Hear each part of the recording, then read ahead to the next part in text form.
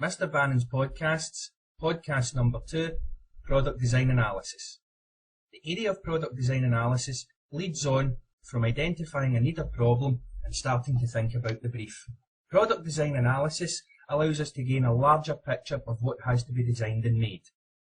There are 11 factors to be considered when starting to design any artefact, and I feel it's best if we use a mind map with our idea in the middle of the page and these 11 factors to expand on our research. The following factors will give us a detailed analysis of any design. Factors which influence design. Number 1. Function. What will the product need to do? We can look at products in terms of primary function and secondary function. For example, primary function for a mobile phone would be to make and receive phone calls. The secondary function, it could be argued from anything from making text messages, receiving text messages, to playing music through our MP3 players, and even sending and receiving picture messages, email, or browsing the internet. Area number 2, ergonomics. Who will use it? What size are they? Ergonomics is a large area and will be considered in another podcast, but for just now, it's enough to know the 3 main areas within ergonomics. They are physiological, in terms of our body limits, reaction times, or how long we take to tire. Psychological, our behaviour and how we react to using it. And the area of anthropometrics, this is a study of human body measurements. Area 3, aesthetics.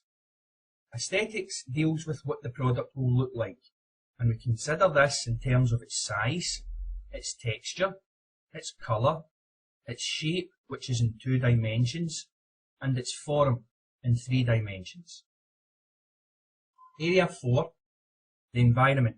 Where will the product be used? What will we need to consider? Materials, finish, safety. For example, will a garden bench need a special finish to protect it from the elements because it's constantly outside? Area 5, materials. What is the product going to be made from? Is it wood, metal, or plastic? The first 3 families. Area 6, safety. We have to consider safety in construction and in use. Are there legal requirements for safety? For example, in mobile phones, there is a new law banning the use of mobile phones whilst driving. The mobile phone has saved the lives of thousands of people in emergency situations. Do you think this is a deliberate design consideration? Was a mobile phone designed as a safety product? Area 7, the cost.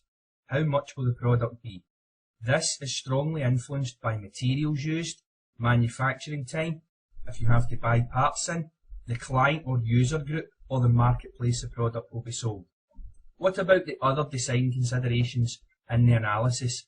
Do you think an increase in the need for safety will affect the cost of the product, or how the product looks in terms of colour? Will that affect the cost of the product? Area 8, finish. What is the purpose of a finish on a product? To protect, to change appearance, to break up areas of design. Area 9, manufacturing. How is the product going to be made? What processes will be used? Which type of production? Is it job shop, batch, mass, or continuous? Area 10, the client. Who is the product for and what do they want? Think about their lifestyle, their income, their needs. What have the client asked for? And Area 11, style or fashion. Is there a market demand for this product? Is it a high demand product? Is it cool to have one? Does this affect the design of the product? Once you have analysed the 11 areas within product design analysis, you should be able to produce a mind map that looks something like this. Please note this is only a first level mind map analysis. It is up to the designer, or you, to take each of these areas to the next level by analysing your design.